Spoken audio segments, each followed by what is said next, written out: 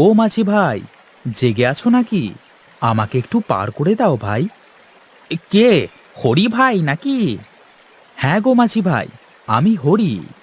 তা আজ তোমার ফিরতে এত দেরি কেন হরি ভাই? সে কথা আর বলো না গো মাঝি ভাই। আজ গঞ্জের হাটে গিয়েছিলাম আনাজ বিক্রি করতে। মহাজন বেটা টাকা দিতে অনেক দেরি করে ফেলেছেন। টাকা নিয়ে বাজার করতে আসতে অনেক দেরি হয়ে গেছে। গাড়িও পেলাম না এত রাতে, তাই হেঁটেই আসতে আরো অনেক দেরি হয়ে গেল। ঠিক আছে ভাই, নৌকাতে ওঠো, আমি তোমাকে পার করে দিই। চলো মাঝি ভাই, অনেক দেরি হয়ে গেল আজ বাড়িতে ফিরতে। গিন্নি বাড়িতে আমার জন্য চিন্তা করছে। বুঝলে হরি ভাই, একদিক থেকে আমি বেঁচে গেছি বুঝলে। আমার জন্য চিন্তা করবে এমন মানুষ নেই। তোমারও একদিন চিন্তা করবার মানুষ হবে দেখো। নাও, এখন একটা গান ধরো দেখি। তোমার মুখের গান শুনলে সব ক্লান্তি দূর হয়ে যায়। মাঝি বাইয়া যাও রে, অকুল দরিয়ার মাঝে, আমার ভাঙা নাও রে, আমার ভাঙা নাও। মাঝি বাইয়া যাও রে, মাঝি বাইয়া যাও।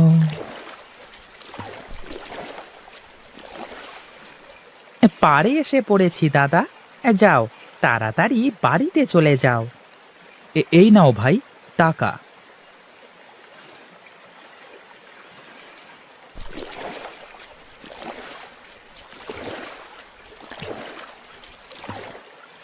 হ্যাঁ, রাত তো অনেক হয়ে গেছে, আর কোনো লোক আসবে না মনে হয়।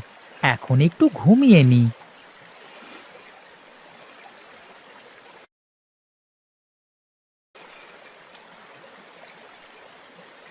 মাঝি ভাই, ও মাঝি ভাই, জেগে আছো? আমাকে একটু ওই পারে নিয়ে যাবে?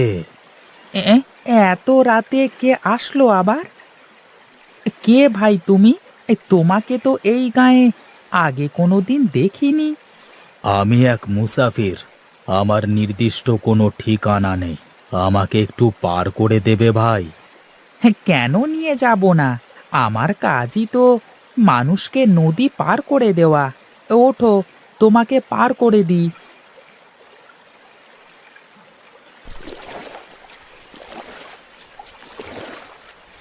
মাঝি ভাই, আমাকে একটু তিন মোহনায় নিয়ে যাবে? আপনি না বললেন আপনি নদীর ওই পারে যাবেন? এত রাতে তিন মোহনায় এখন কেন যাবেন? না, তেমন কিছু না।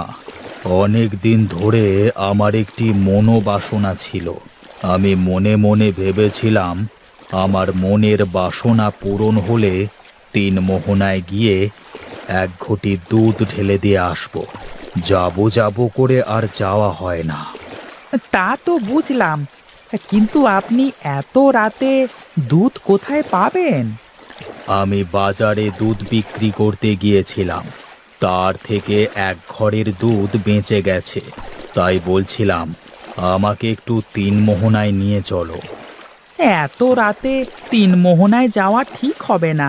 তুমি বরং কাল এসো, আমি কালকে তোমাকে নিয়ে যাব। বোকা মাঝি একটা! তুই যদি আমাকে না নিয়ে যাস, তবে আমি আমার কার্য হাসিল করব কি করে? আজ রাতের চাঁদ ডুবে গেলি যে আমার এত দিনের প্রতীক্ষার পালা শেষ হয়ে যাবে। মানে, তুমি এসব কি বলছো? তুই আমাকে এক্ষুনি তিন মোহনায় নিয়ে চল, না হলে আমি তোকে মেরে এই নদীতে ফেলে দেব। দোহাই তোমার, তুমি এমনটা করো না আমার সাথে। ঠিক আছে, তুই আমাকে তিন মোহনায় নিয়ে চল, তাহলে আমি তোকে প্রাণ ভিক্ষা দেব। তিন মোহনায় গেলে আমরা কেউ আর বেঁচে ফিরবো না। আর তুই আমাকে না নিয়ে গেলে তুইও বাঁচতে পারবি না। মরবার যখন এতই শখ হয়েছে তোমার, তখন চলো।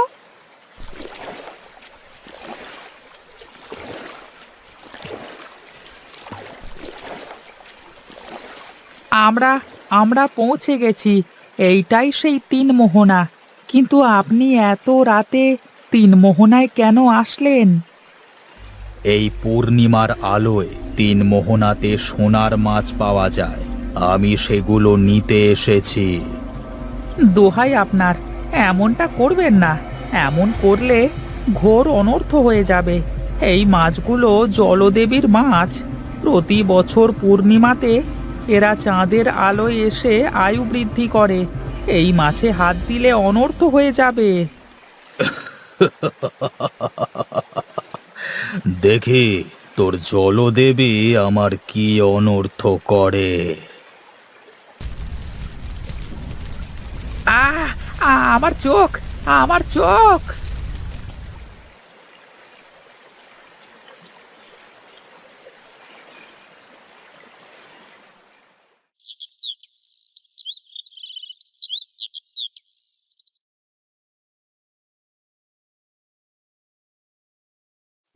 আরে, আমার চোখে কি হয়েছে? আমি কিছুই দেখতে পাচ্ছি না কেন? তবে কি আমি অন্ধ হয়ে গেলাম? কেউ আছেন আশেপাশে? কেউ আছেন?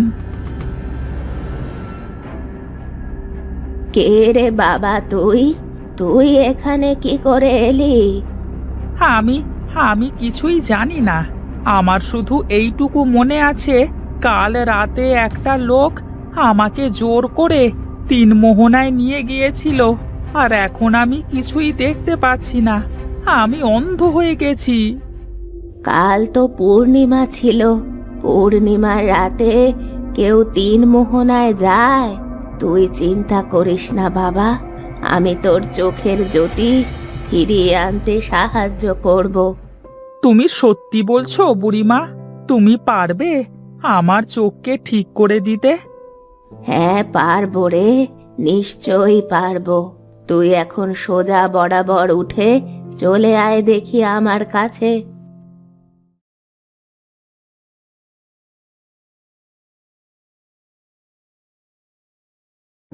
তা তোর বাড়িতে কে কে আছে বাবা? আমার এই দুনিয়ায় আপন বলে কেউ নেই বুড়িমা। আমার নিজের বলতে একটা নৌকা আছে। আমি নৌকা পেয়ে যা টাকা পাই তা দিয়েই খেয়ে পড়ে আমার কোনো মতে চলে যায়।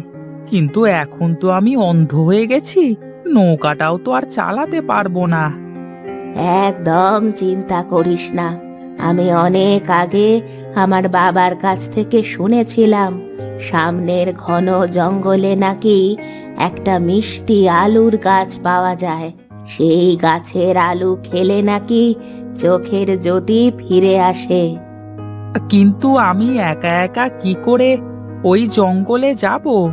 আমি তো চোখে দেখতে পাই না।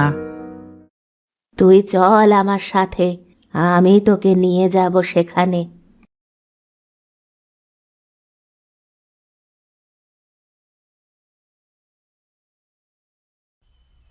বুড়িমা, অনেকক্ষণ ধরে তো হাঁটছি, আর কত দূরে যেতে হবে? আমার বাবার কথা মতো আশেপাশেই তো হওয়ার কথা সে জায়গা। তুমি কি কোনোদিন গেছো সেই জায়গায়? না, যাইনি কখনো, কিন্তু আমার বাবার মুখে অনেকবার শুনেছি ওই জায়গাটার কথা। কি গো বুড়িমা, থেমে গেলে কেন? এই তো আমরা প্রায় চলে এসেছি। সামনে একটা গুহা দেখা যাচ্ছে। ওই গুহার মধ্যে গেলেই সেই মিষ্টি আলুর গাছ পাওয়া যাবে। তবে চলো, গুহার ভেতরে চলো।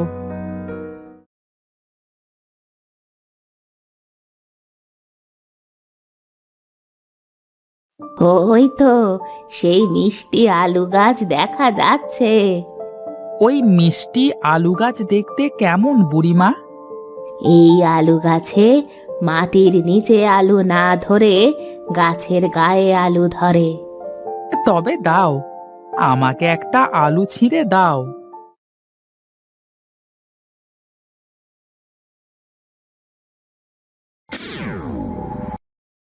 তোমাকে অনেক ধন্যবাদ বুড়িমা। আমি এখন সব দেখতে পাচ্ছি। আমি যে কি করে তোমাকে ধন্যবাদ দেব আমি সারা জীবন তোমার কাছে কৃতজ্ঞ থাকব। তুই আমার একটা কাজ করে দিবি বাবা? হ্যাঁ বুড়িমা, বলো, নিশ্চয়ই দেব। আমার তিন মোহনা দেখার খুব শখ। আমাকে তুই তিন মোহনায় নিয়ে যাবি?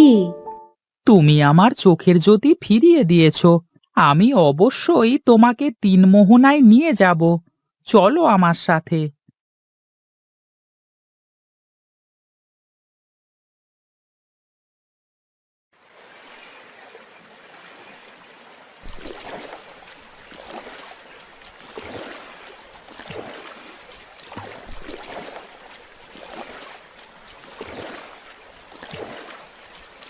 তুই অনেক ভালো মানুষ।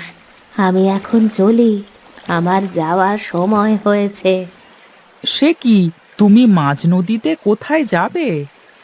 আমি কোনো বুড়ি না, আমি এই নদীর দেবী। আমার জাদুর প্রভাবে তুই অন্ধ হয়ে গিয়েছিলি, কিন্তু তোর তো কোনো দোষ ছিল না। আমার ভুলের কারণে তুই অন্ধ হয়ে গেছিলি, তাই আমি বুড়ির রূপ ধরে তোর চোখের জ্যোতি ফিরিয়ে দিয়েছি। মানে, তুমি এসব কি বলছো বুড়িমা? আমি তো কিছুই বুঝতে পারছি না। মজা করো না বুড়িমা।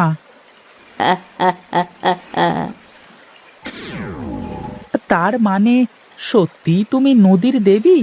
আমাকে ক্ষমা করো দেবীমা, আমি না বুঝে তোমাকে সন্দেহ করেছি। আমি জানি তুই অনেক ভালো মানুষ। বল, তোর কি চাই? আমার তেমন কোনো কিছুই চাওয়ার নেই দেবীমা। আজ থেকে তোর আর কোনো কিছুর অভাব থাকবে না। তুই এই নদীটাতে আমার নাম স্মরণ করে জাল ফেললে তোর জাল মাছে ভরে যাবে। সেই মাছ বিক্রি করে তোর সব অভাব দূর হয়ে যাবে। এই জন্যই বলে, বিধাতা যা করে মঙ্গলের জন্যই করে।